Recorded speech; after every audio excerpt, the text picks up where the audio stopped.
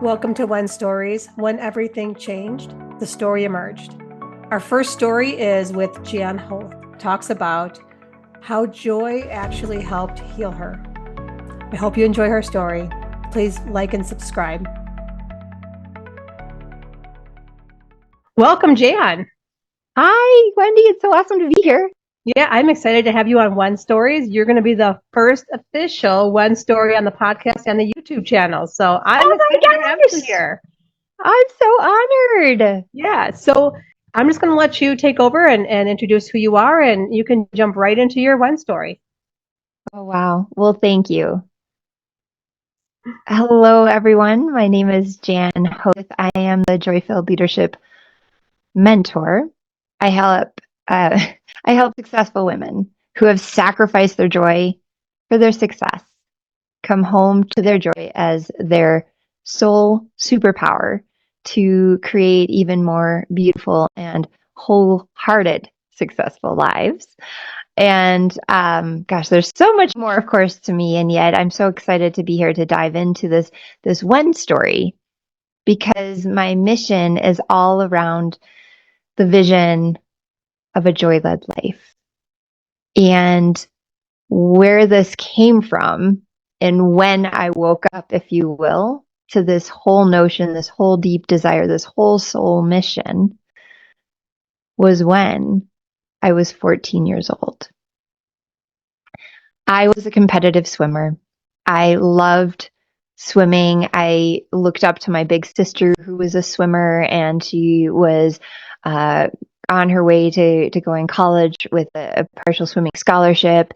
And I wanted to be just like her. I loved going to the pool with her, and we would work out together. And that was my path. That was my identity. Until one day I was swimming, I was in a race, and I go to finish. And then all of a sudden there was extreme pain in my shoulder. And I get out of the pool, go to the doctors, and find out I have a dislocated shoulder and torn ligaments. And as the story unfolds, I ended up requiring complete reconstructive surgery. And it took a year to come back. I spent so much time thinking about when I get back to my swimming career, because I'm going to be like my big sister and this is my identity. Well, when I tried to get back in the water and get back into the swimming, my other shoulder starts to show signs of dislocation. And the doctors sit me down and have a straight heart to heart. You need to focus on leg sports. You are not a swimmer. And it was devastating because that's all I saw for myself. And as I was sitting in this and not knowing which direction to go, I didn't have super strong interests in any other direction. And as a high schooler, right, developing brain, all the emotions, all of the uncertainty already there, and then literally stripped of the identity of swimmer. And really sitting in that, I did not know which way to look. I didn't know what to do. And I fell into a super deep, dark depression. My parents did what they thought was best, and it made sense at the time to put me in therapy. I was on antidepressants, and I hated those happy pills. I hated this notion of something outside of me that I didn't even necessarily feel better with anyway. And yet here I was, and I was going through the motions of life, not able to sleep at night. I used to sit in the kitchen and look at my parents' knives and really question this life. And wonder, what is this all for? And obviously I somehow kept getting up in the morning and kept going on with things until one day when I was sitting in my German classroom And it happened to be my favorite German substitute teacher, Frau Neumann. And she said, "Hey, Gabby," because that was my nickname for the class at the time, "come with me after class." And she shows me this poster in the back in the teacher's lounge. She said, "I just have this hunch that you might be interested in this." And I look at the poster, and it's a poster for an opportunity to win a scholarship to be an exchange student in Germany. And I vividly remember this moment because it's the first time I felt something inside, not numb. There was a flicker. There was like a spark of something that now, looking back, it was a mesh of joy and hope that there was something more. And I was like, okay. And so the next step was to get a hold of the application. And that brought me joy. And this whole idea, and really why this idea of becoming an exchange student in Germany seemed so interesting, so curious, so joyful, and even hopeful, was that it would allow me to go somewhere else. I would get to go with new people, try new food, be in a new environment, have entirely new experiences far, far away from this current reality. And it just brought me so much joy just to think about it. And so then I poured myself into the application, and it was a lot of essay questions. And I just remember just writing my heart out. And of course, I can't remember the exact questions, but a lot of them were probably, "Why do you want to do this?" And I just kept saying how exciting it looked to me, and just imagining what it would be like to go experience that and become fluent in German and to go give everything a try. Well, the next step was I got invited to an interview. And I remember we lived across the state, and my dad driving me to that interview, and he was very loving and supportive, and was like, "Just, I don't want you to get your hopes up. Just go in and do your best." And I remember sitting at the interview, sitting in my joy of the possibility, and just sharing my heart. And after the interview, they said, "Well, and I was one of the youngest applicants, and they said, if it doesn't work out this year, you can always try next year." And so we drove home, and it was like, I don't know. All I know is I feel joy. I feel something again. Well, less than a week later, there was a letter on the counter, and I just remember my parents going, "Jan, there's something here for you to look at." And I remember shaking and opening the letter and seeing that I got the scholarship. And feeling that next layer of joy and hope. And then as we started to prepare for me to go to Germany, it was vividly obvious that someone who is on antidepressants is probably not a healthy fit to go overseas.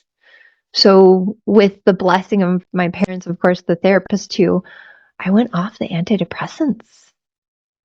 And I have never required them since.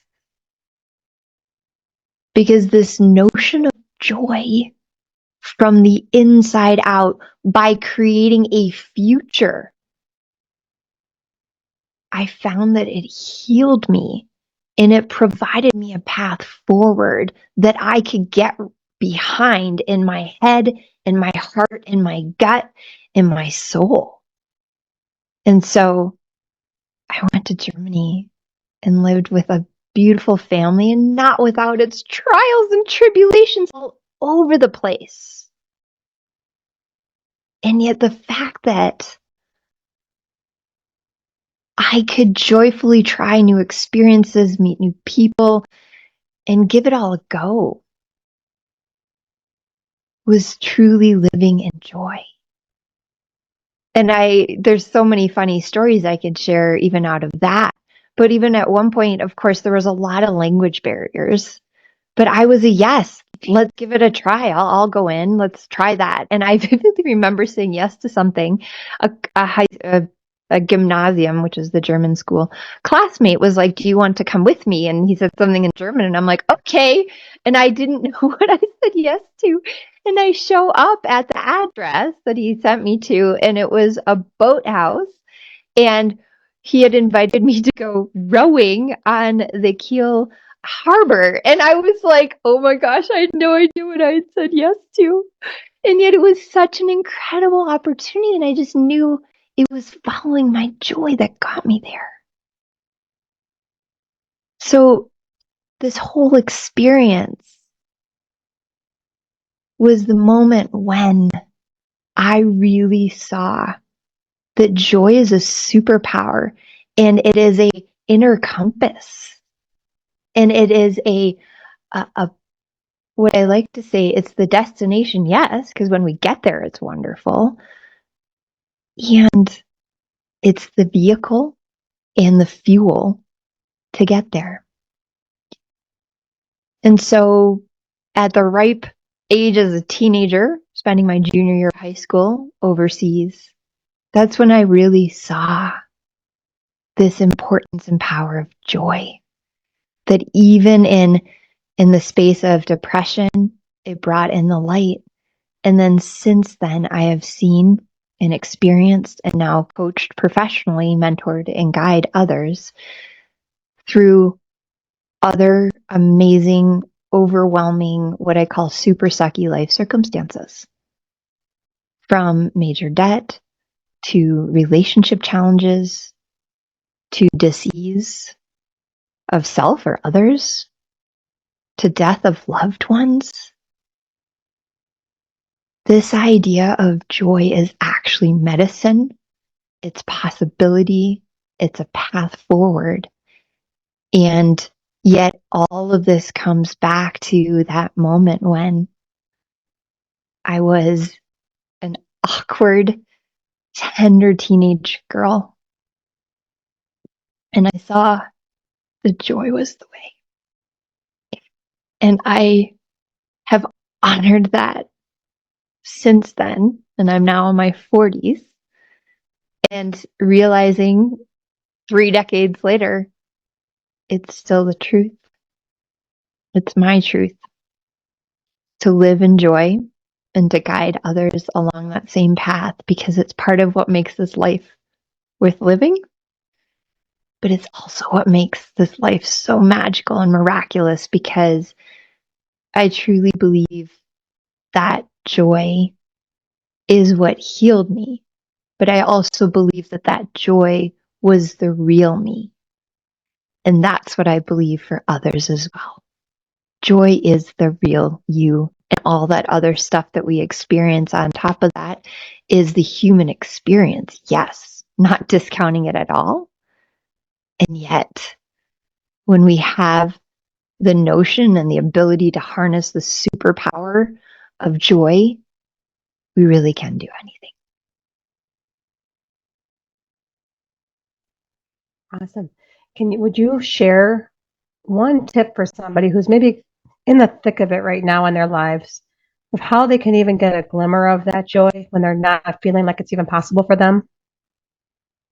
Absolutely. And this is my, invitation to always to my clients and always when I get the opportunity to share any of my stories. And that is to first be willing and open to that little spark. And that little spark in this particular case happened to be the German teacher that I loved and adored. But it was also the unexpected spark. So it's a spontaneous piece of joy. So you've got to be ready, willing, and open to it, but then to follow it, like to follow the thread. So in my case, I followed the conversation and then I followed through on pursuing the application and everything else.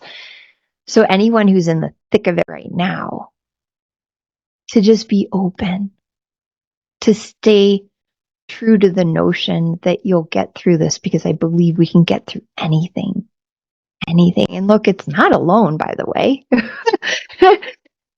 And to look for the little joys and to follow them. And it's going to be unexpected. It's not something you can manufacture, but it's going to be a spark of hope, because I believe the divine is always wanting to get through to us, and it will get through to us in any way it can. I have a different one story involving a Fruit Loop moment, in which case, again, it was also the unexpected, spontaneous act of joy.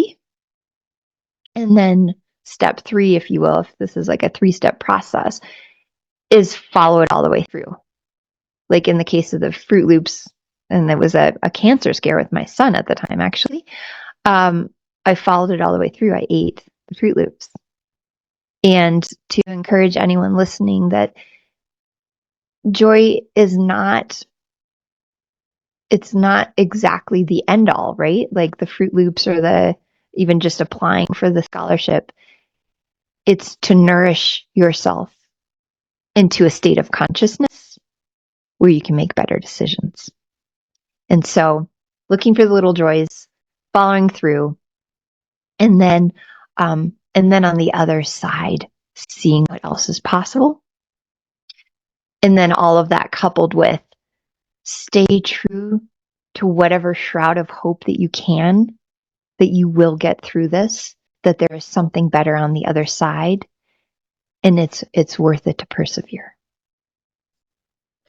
Can you share where the listeners, or if someone's watching on YouTube, how they can find you?